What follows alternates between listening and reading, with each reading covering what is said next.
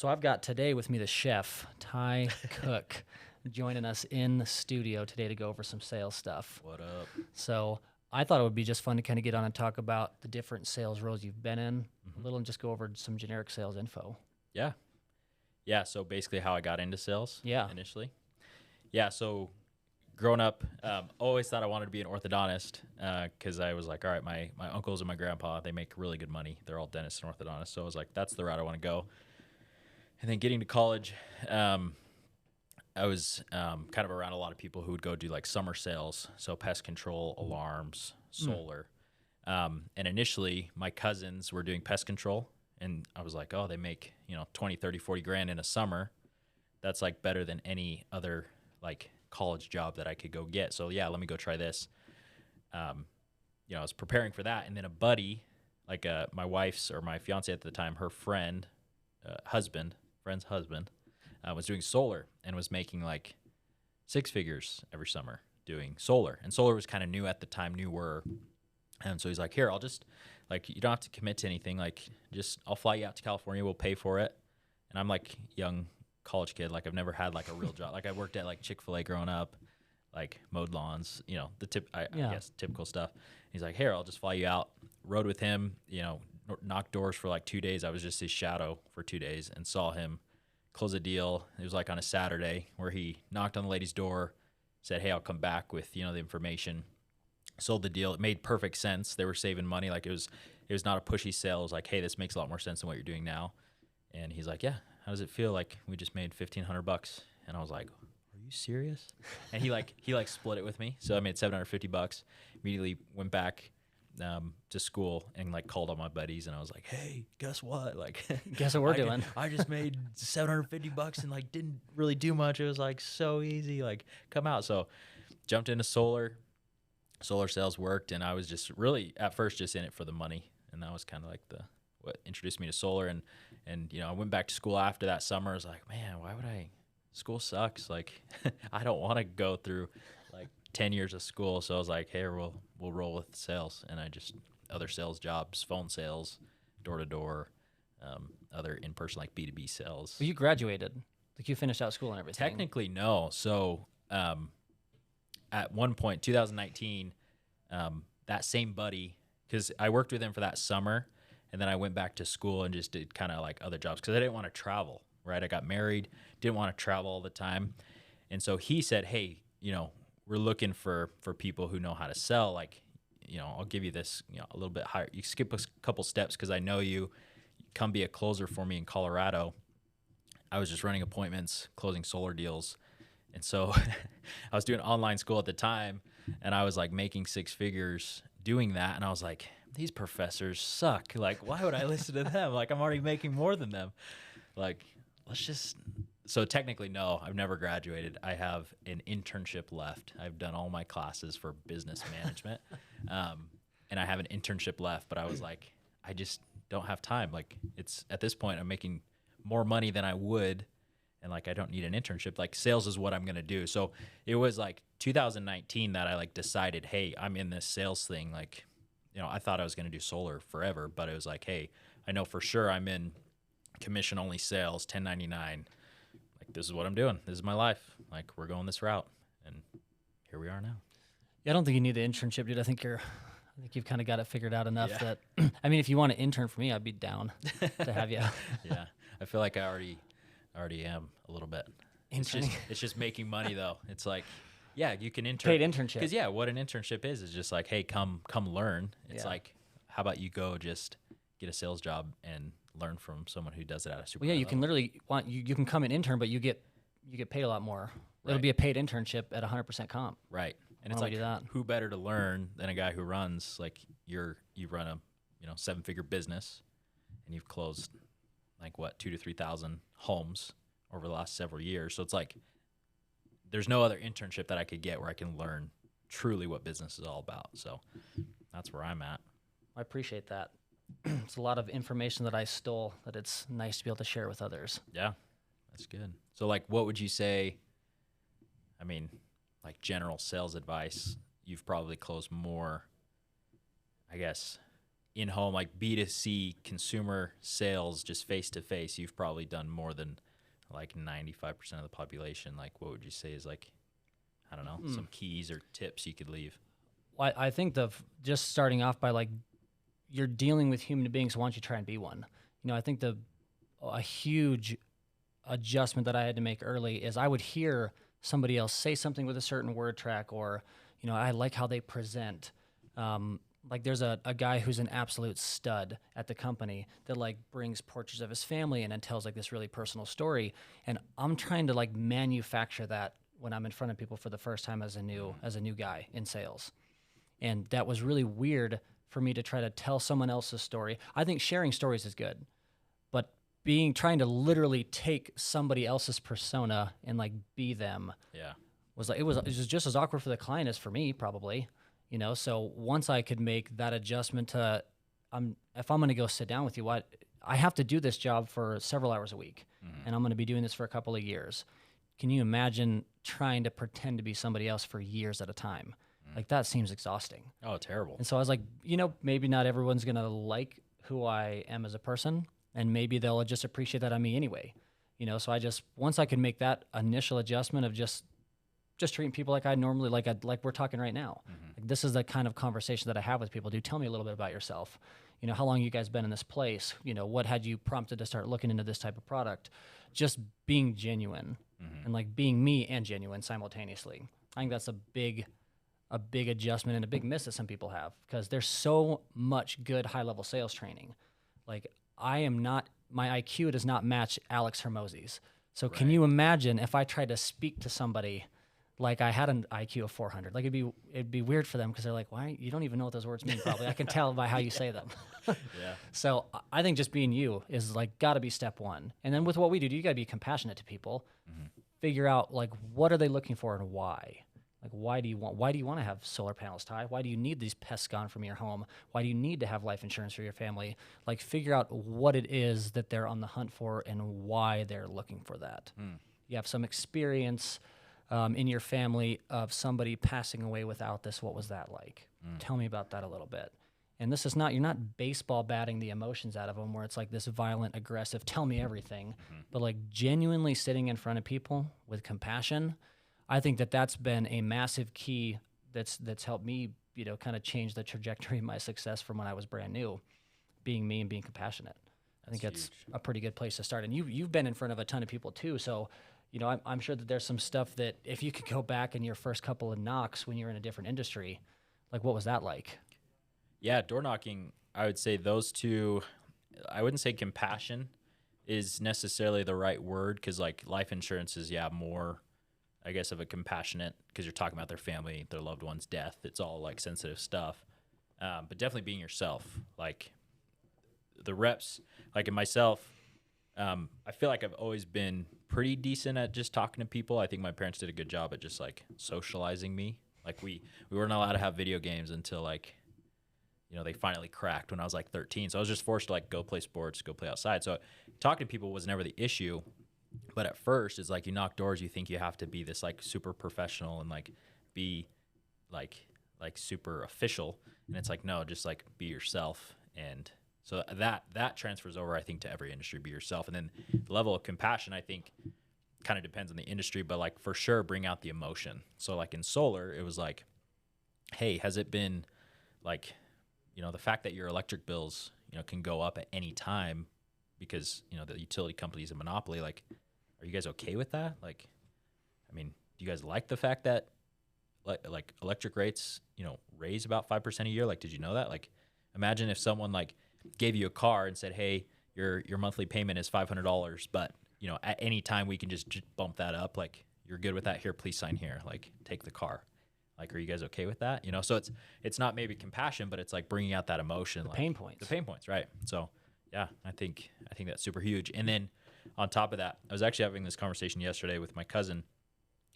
He does wholesale fix and flipping houses. He works with his dad.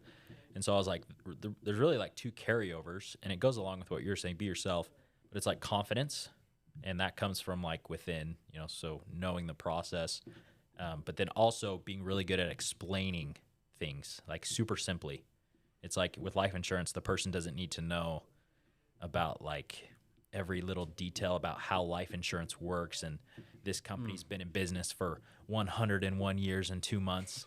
Like, go with them. It's like no, just be really good at explaining the process. And from the appointments that I've seen you run, you're just like very simple, very well, like, I guess, it explains it in a way to where, like, if they're 20, they can understand it, and they're 80 years old, they can understand it. It's all the same. And you like do a very good job of just like dumbing it down. This is how it works. Simplicity is huge. Yep. So think about when I was in the insurance test, like that was flooding my brain. It was just overwhelming.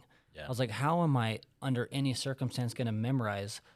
There's 7 chapters of state material that I've got to, and I was like, I'm never going to be able to do this job. Yeah. So if you carry that with you and that's for any industry, try to explain to someone how solar panels work, like what the mechanics are, and this is probably an incorrect word, so that tells you how much I know about solar. No, but the ins and outs of every small detail, insurance packets are like 25 pages. Do they want to know, is there problem solved tomorrow if something bad happens? And that's universal. You know, if you're purchasing a car, is this thing going to run tomorrow? Can I get to work? Because my other one broke down. That's why I'm in here right now. This is what I'm looking for. Can you help me find something that gets me from A to B so that I can get paid, so I can keep the wife in the house, feed the kids, etc. So identifying the pain points, making it simple, overcomplicating what we do specifically, I think that hurts a little bit everybody. There's got to be a balance. You don't want to be uneducated about everything that you're doing within your industry, but you don't need to take 9 to 12 months of studying the ins and outs either before you take some action. There's got to be a balance. And I'm sure that you guys have seen that too. They just kind of are like, hey, go hit some doors and we'll let you know what to do from here. Oh yeah, the door-to-door industry just teaches you like, hey, they hire everybody. Show up. We'll give you a polo. It's probably either gonna, like, if I'm a guy wearing size large, they probably don't have any large polos available. So I'm either getting a schmedium or a girl's polo. Or the 3X, the Shack. Yeah, and I remember, like, as a manager, like, yeah, we'd run out of polos, and so it's like, here, dude, I know you need an extra small, but sorry, you're gonna have to go with the large. Like, just tuck it in. And then it's like, hey, come watch me. They watch for a couple hours, maybe a day, and then it's like, hey, you got it? You're good? Okay, I'll see you on the other side. Which there is some truth to that. Like, with any sales job, it's like there's only so much we can tell someone about how to do the job. They just have to go and just do it. So, like, I guess there is some truth to that. Like, having more structure and training is definitely recommended, but, like, hey, just understand the basics and then, like, you know, jump in the fire, like jump in the water, just learn how to swim. It's like my dad threw me in the pool when I was like 3 or 4, and like that's how I learned how to swim. Yeah. You know, I didn't need to go to lessons. He just, here you go. And like if I was drowned, you know, not able to swim, he'll save me. So it's like same concept. We need a little more structure, but like, hey, you know, tell them it's going to pay out, you know, for life insurance. Tell them it's going to pay out when they die. If it's term, you know, it'll last for 30 years. If it's permanent, you know, it's your whole life. Like, what else do you really need to know? This is the price. This is the payout. Your beneficiary is this. Any question? Like, that's really all you need to know. Right. Yep. That's like the fundamental.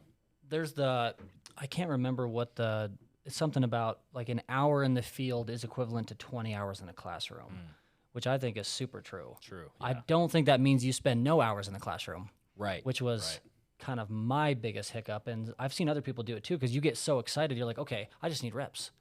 And then you do no training. And you spend no time trying to correct your errors, which was a big one for me. I think, so if you're in any kind of sales, I think if you are doing, whether it's door-to-door, over the phone, there's a ton of different industries that you're technically selling some kind of product in, obviously. Right. So I started taking a notebook with me to write down my misses. I think that was helpful for me. So I could identify, like, okay, I got this objection 4 times today. How do I get that to go away? You know, and then when I get that answer, I could call 2 or 3 people and get feedback on these 4 objections. I could write down their answers, and then I could study them. And studying doesn't have to be in the middle. Like, this is at 9 or 10 p.m. So I've already got all of my running in for the day. I've got all my misses in this case done for the day. I've got all these objections that I keep running into. Like, hey, they said this, I didn't know what to say. This person said this, and I panicked and left. So I would take a field notebook or like a virtual notebook if you're doing telesales stuff. dude, you need to start writing down what your misses are. Like, what do you keep getting on your in your appointments? And I think that's pretty universal. Yeah. Because if you can identify a couple of the things that, like, I keep getting, I need to think about it, or I keep getting, I need to check my budget, or hey, I'm not a day one decision maker. Like, how do you get in front of that stuff or figure out how to get around it? Like, that's the most common objection that I've ever got in sales. I'm not sure that I'm not sure that today's the day, right? Kind of a thing. Got to think about it. Yeah. Yes. What I'm curious at this, because I have an answer, but I'm curious when a agent or rep calls you after a miss, like they met with the person either in home or over the phone, what do you feel like is the biggest reason for the miss? Ooh, structure.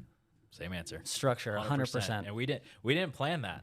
I didn't say like, hey, this is the answer. Make sure you say structure. 100%. It's always the structure, dude. And that was one thing that you helped me with right away, because like 5 years in solar, you learn kind of your structure and your flow, and it adjusts, but like the framework or the structure is like pretty much the same. And so coming here, I just needed to know like what's the framework, like what's the actual structure, which a lot of it is just telling them how this process works. Like that is hey, I'm here.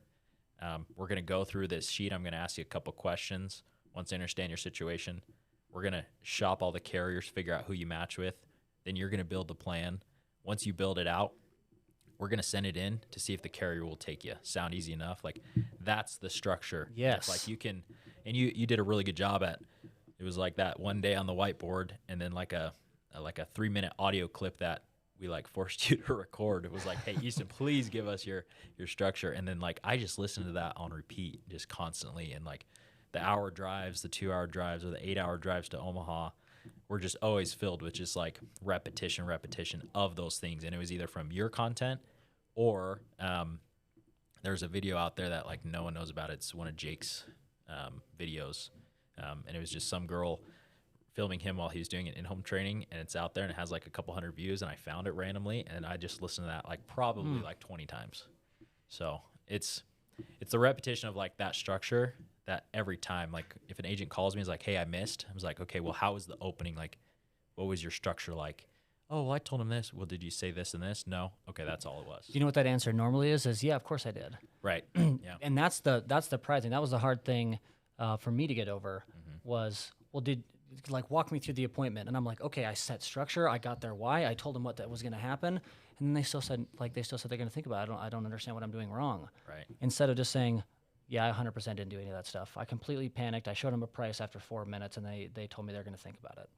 You know, if you can just be honest when you're getting feedback, because it's just human nature. Like it's just embarrassing because you just asked what to do. They gave you a perfect answer. Okay, set a little structure, figure out what they're looking for, why they want it, and then let them know the process. They've already told you that 50 times. So I'm calling Zach back, and he's like, well, run me through it really quick. And I was like, okay, so this is exactly what I did.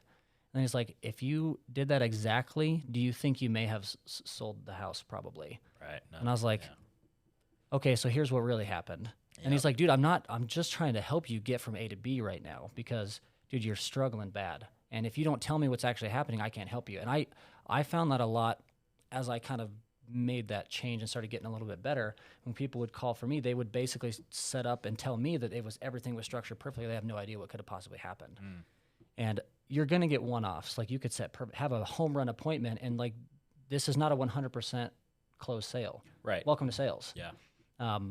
But if you can just be honest about what's actually transpiring in your appointments, dude, then you can actually get better. Right. So that was probably one of the things that you did. You're probably one of the most coachable people I've ever worked with, because I would give you one minimal correction, and then you would immediately execute it. You would call me and say, hey, it worked. I literally did that exact thing. Yeah. That was not, I had a hard time doing that. Well, and it wasn't like every time that I would take it. There was, I think I learned after not listening a couple times. So like there was times that you probably gave me advice and I didn't actually correct it, and then I did listen. So even like I think it is just human nature. Like, nah, okay, like yeah, I'll do that, but not really, and I'll figure it out. Like I'm not saying that, but I'll figure my own way. So there was a couple times where I was like, okay, I think Easton knows, and then I was like, okay, let me try it. And it was that 2 days that we were able to run together. where you literally just said, hey, try this. And then that morning, just biggest deal of my career just from that one little tweak. And so I was like, no freaking way. Like, it's that's risky to do, by the way, running with other people. Right. And that was after several months. So I had seen kind of everything, but it was just like these little minor tweaks. And it usually is. And it's like, hey, now I've implemented this. But then it's funny because I still forget sometimes. Like, it's like I called you the other day for a big miss, and I didn't implement that same thing that had proved to get a deal before. I did not implement it, and I called you like, dude, I missed this big one, and I know what, like, I think I know why. Like, ugh, I can't. And it's one small, tiny. It's almost always a small adjustment. I don't think, and I'm not trying to be rude or downplay sales training because I think it's important, but I don't think the process is complicated enough where you spend so much time focusing on a specific sales training without trying anything. Like there's only so many things that you can do for every type of sale there is to make. Right. It's not the sales process. I think is just too universal. I don't think that you can only learn so much about the process. The rest of it is, are you confident? Are you knowledgeable about what you're selling? Are you trustworthy? That was a huge, the trust issue. Oh, why don't you talk about that? I had big trust issues with people trusting me because I was only in there for 4 minutes and then I was giving them a price and asking them which one they wanted to do. So I was just a stranger in there and they're like, I need 10 grand. I'm like, cool, $60. You guys in? Like, and they're like, I just met you. We're definitely not. Yeah. So how do you build, not fake rapport, but like some kind of level of trust with people? Because I think that's a big part of your sale. Yeah. So I used to think like coming from solar and door to door is like, we're taking them from not even thinking about solar and like not even knowing us to like, we're at their door and we got to like try to come back. And like, I mean, the average sale in solar for me was like an hour and a half, 2 hours. And that's because, I felt like I needed to build a ton of rapport. And that decreased over time. But coming here, it was like the rapport is kind of built in because people like I like my brother, but I'm not going to buy anything from my brother. But I do trust my brother, right? And so it's like liking someone isn't the only requirement. It's trusting them. And you don't have to necessarily like someone or be their friend to trust them. So I think with life insurance, it's like the fact that we have a license and it has the state seal. It's like as soon as I show someone that and I make a joke, like, here's my license, just so you know I'm not some random dude, haha. And they always like chuckle. That's it. Like, okay, this guy's legit. Like, they trust me right then and there. And then as I go through the process and I'm confident with, like, I've done it enough times where I can just rattle off what the process is. They're like, this guy knows his stuff, right? And so when you can rattle off the process in confidence and just say it how it is, they're like, okay, this guy means business. And then when I'm going through the application, then it's like, all right, nice dog, like. Yeah, then you can big find Broncos guy, huh? Yeah. Yeah, find stuff. But yeah, it's the license, I think, that is huge. That just automatically, you show that, you leverage that, and then you back that up with your just good communication and confidence. They trust you.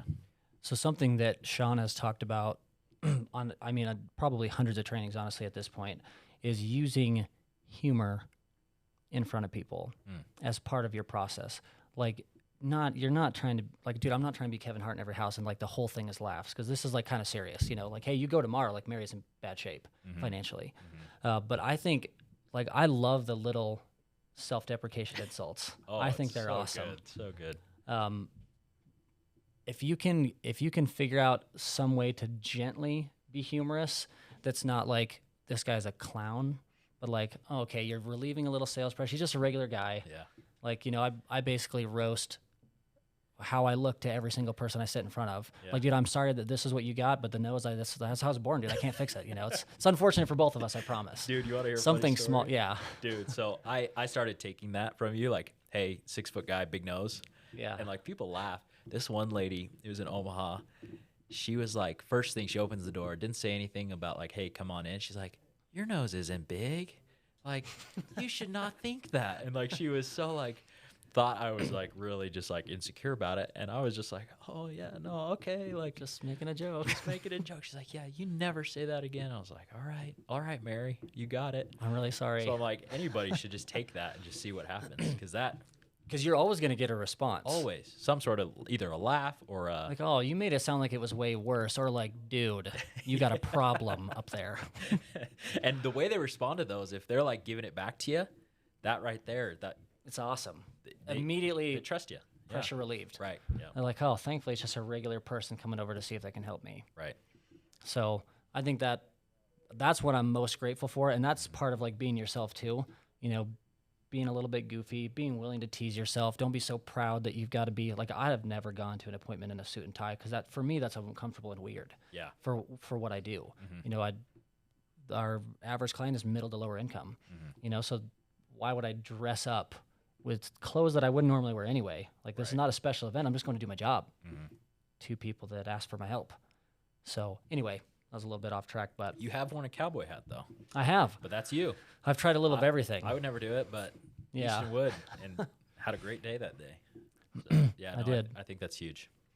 Well, awesome, dude. I appreciate you hopping in here to go over this stuff. I think hopefully there's a few things that people can take away. Yeah, and help them crush the rest of the year into the next year. Awesome. Let's get it. Thanks, Ty.